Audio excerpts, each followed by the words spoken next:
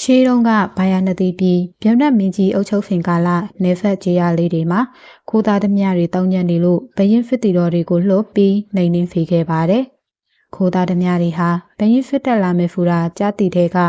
အားလုံးတောတဲ့ပြေးဝင်ခိုးအောင်သွားကြပါတော့တယ်။ဘရင်ဖစ်တီတော်တွေရောက်လာတော့ဘယ်ခိုးသားသမျှမှမတွေ့ရတော့ပါဘူး။ဒီတိုင်းပြန်သွားရင်လဲမင်းပြင်းမင်းတန်တင်မှာဆိုတော့ဖစ်တီတော်တွေဟာနေဖက်ဖနပုံလေးတစ်ခုမှလဲလောက်ကိုင်းခုန်နေကြတဲ့မိသားစုကိုအကြောင်းရှာပြီးဖမ်းဖိလိုက်ကြပါတယ်။ယောက်ျားကြီးတစ်ယောက်လူလက်ပိုင်းတစ်ယောက်လူငယ်လေးတစ်ယောက်နဲ့မိန်းမတစ်ယောက်မှမိန်းမကိုတော့မဖမ်းဘူး။ကြံ3ယောက်ဖလုံးကိုတုံ့နှောင်ဖမ်းဖိပြီးမင်းနေပြီးတော့ကိုခေါ်ဖောင်သွားပါတော့တယ်။မိန်းမကငွေရိုတောင်းပန်ပေးမဲ့မရပါဘူး။ခိုးသားသမျှအကြောင်းပြ၍ဖမ်းဖိသွားတယ်လို့ဆိုပါတယ်။ဖစ်တီတော်တို့ဖမ်းဖိခဲ့သူများအနက်လူကြီးကတော့သူမ၏လင်ယောက်ျားဖြစ်သည်လူလက်မှာသူမ၏မောင်ငယ်ဖြစ်ပြီးလူငယ်လေးမှာသူမ၏သားဖြစ်ပါသည်မတရားခံရသည့်မိန်းမဟာမကျေနပ်နိုင်လို့မင်းနေပြီးတော့ကိုတက်လိုက်သွားပြီးနန်းရည်ပြင်ကဟစ်တိုင်ကြီးမှာဖီကြီးကိုထိုးပြီးအောက်ပါအတိုင်းဟစ်ကျွေးနေတာပေါ့ကျွန်တော်မျိုးမကိုအဝတ်ပေးတော်မူပါဖေဟာအဝတ်ပေးတော်မူပါတဗဗာဟစ်ကျွေးနေတန်ကိုကြတော့ဘယင်မင်းတရားကြီးကအမတ်တွေကိုလှုပ်ပြီးအဝတ်တွေပေးခိုင်းလိုက်ပါတယ်။ဒီလိုပေးပြန်တော့လည်းမဟုတ်သေးပဲအောက်ပါအတိုင်းပြောပြန်ပါတယ်။ကျွန်တော်မျိုးမလိုချင်တာဒီအဝတ်တွေမဟုတ်ပါဘူး။လင်ယောက်ျားဖူတဲ့အဝတ်ကိုတောင်းခံနေတာဖြစ်ပါတယ်။အမတ်တို့လည်းမိမငယ်ကြီးစကားအဖမ်းဖြစ်နေတော့ညရင်မြင့်တဲ့အမတ်တောင်လိုက်မမိနိုင်ဘူးဖြစ်နေတယ်။နောက်ဖုံမင်းကြီးကိုယ်တိုင်ရောက်လာပြီးမေးယူရတော့သည်။တင်ပါကိုဖူလိုတာလည်းအမိငယ်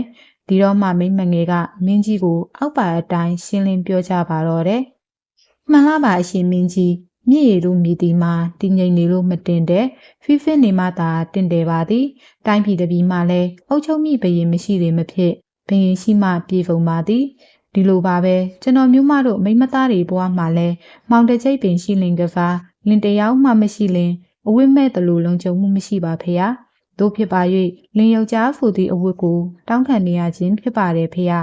အေးကောင်းလီဖာကောင်းလီဖာဒါနဲ့အမိငယ်ကိုငါကဘယ်လင်ယောက်ျားကိုရှာပေးဖားရမှာလဲ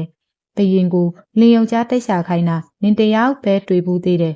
ညရင်မမီတဲ့ဘယင်ကိုမိမငယ်ကအဖြစ်မှန်နေရှင်းပြလိုက်ပါတယ်ဒီတော့မှဘယင်ဟာအပြစ်မရှိပဲဖမ်းဖိခံရတဲ့လူငယ်3ယောက်အကြောင်းကိုသိသွားပါတယ်ဒါပေမဲ့ဒီမိမငယ်ရဲ့ဉာဏ်ကိုဖန်သက်ချင်သေးတာနဲ့အမများနှင့်တိုင်ပင်ပြီးအမိန့်တော်တစ်ခုချမှတ်လိုက်ပါတယ်ဒီမဲ့အမိငယ်ငါမင်းကြီးအနေနဲ့အပြစ်သား3ယောက်စလုံးတော့လှုပ်မပေးနိုင်ဘူးဒီတဲကတယောက်ကိုပဲလှုပ်ပေးနိုင်မယ်ဒါကြောင့်အဖေတယောက်ကိုတင်တောင်းဖို့မလဲ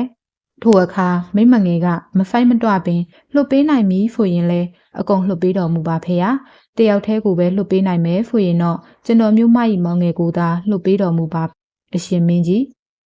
မိမငယ်ကြီးစကားကြောင့်မင်းကြီးအံ့အားသင်ကအလိုခုနကလင်းယောက်ျားအဝတ်ကိုတောင်းဖို့ခဲ့တယ်အခုတယောက်ပဲရွေးရမယ်ဖူပြန်တော့မောင်ငယ်ဖြစ်သွားပြန်ရောအပြောင်းလဲမြန်လာကြည်လားအမိရဲ့ဒီလိုရှိပါတယ်အရှင်မင်းကြီးကျွန်တော်မျိုးမဟာငငယ်ရွယ်ရွယ်ပဲရှိသေးသည့်အတွက်လင်းယောက်ျားတယောက်ကိုအချိန်မရွေးထက်၍ယူနိုင်သလိုတာသမီလည်းထက်ယူလို့ရနိုင်ပါသေးတယ်ဖေဟာမောင်ငယ်ကတော့တမိပေါက်ဒီတယောက်သာရှိတာမှုနောက်ထပ်မောင်အဖားမရှိနိုင်တော့သည့်အတွက်မောင်ငယ်ကိုရွေးချယ်ရခြင်းဖြစ်ပါတယ်ဖေဟာ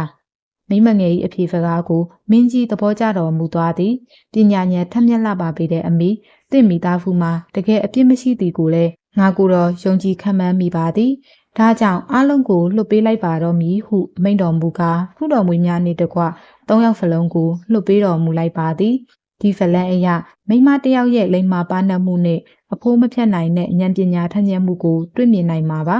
ဉာဏ်ပညာပြည့်စုံတဲ့မိမတယောက်ဟာ